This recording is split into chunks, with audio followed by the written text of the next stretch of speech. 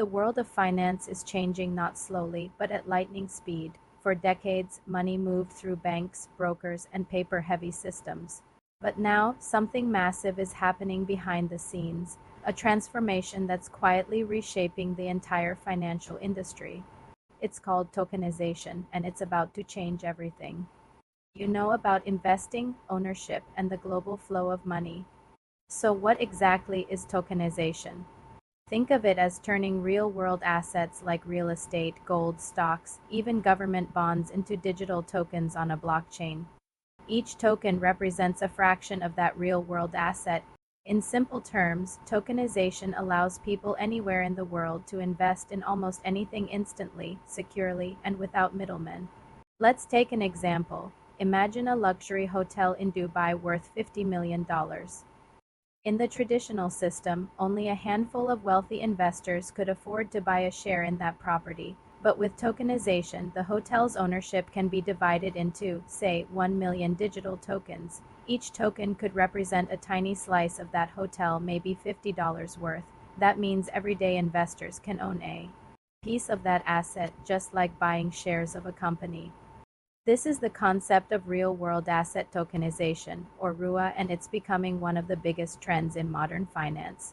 Now here's where it gets interesting. Big financial institutions, the same ones that once criticized crypto, are now quietly embracing tokenization. We're talking about BlackRock, JP Morgan, Citi, and even governments. Why?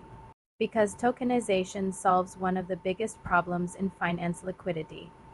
In traditional markets, transferring ownership of assets like property or bonds can take days or even weeks. With tokenization, it can happen in seconds. Tokens can be traded 24/7, just like cryptocurrencies. They can be transferred globally without friction, and because every transaction is recorded on the blockchain, the process is more transparent and traceable than ever.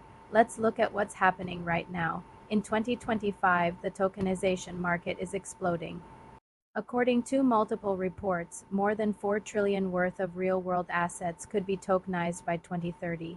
Even the World Economic Forum predicts that tokenization could transform global markets the same way the internet transformed media. The movement began quietly. Back in 2023, JP Morgan's Onyx platform started tokenizing U.S. Treasury bonds using blockchain to settle trades faster than any traditional system. Then BlackRock entered the space by launching BUIDL, a tokenized fund built on the Ethereum blockchain. And just this year, major governments in Asia and Europe began exploring tokenized bond issuance. But here's the twist: this isn't crypto in the traditional sense. It's finance meeting blockchain without the volatility of meme coins or speculative hype. The goal here isn't to create a new currency, it's to use blockchain as a financial infrastructure. Think of it like this. The first wave of blockchain was about digital money, Bitcoin, Ethereum, and other cryptocurrencies. The next wave is about digital ownership, the ability to own and trade any asset in tokenized form. That's a much bigger deal. Now let's talk about who's leading this revolution. You might expect crypto native players like Coinbase or Binance, but the reality is traditional finance is now at the front of the pack. BlackRock CEO Larry Fink recently called tokenization the next generation for markets. Goldman Sachs is building its own tokenization platform for institutional investors. Even banks like CBC and Santander are piloting tokenized gold and real estate projects. So why is everyone jumping in? Because tokenization reduces costs, increases liquidity, and opens up entirely new business models. In the old system, buying real estate in another country was complex, involving lawyers, registration, and lots of paperwork. In the tokenized world, that same process can happen with a few clicks, and it's not just for investors. For businesses, tokenization means faster fundraising and global access to capital. Imagine a startup in Pakistan or Nigeria issuing tokenized shares directly to global investors without going through Wall Street. This democratizes finance in a way we've never seen before. But of course, there are risks. Every revolution comes with challenges, the biggest one right now: regulation. Governments around the world are still figuring out how to classify tokenized assets. Are they securities, commodities, or something new entirely? In the US, the SEC has already begun examining tokenized funds. In Europe, the MiCA regulations aim to create a unified framework for digital assets.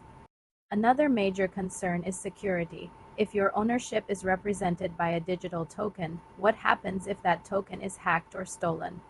While blockchain itself is secure, the platforms and wallets that store these tokens are still vulnerable. That's why institutional players are moving cautiously. They know the stakes are high.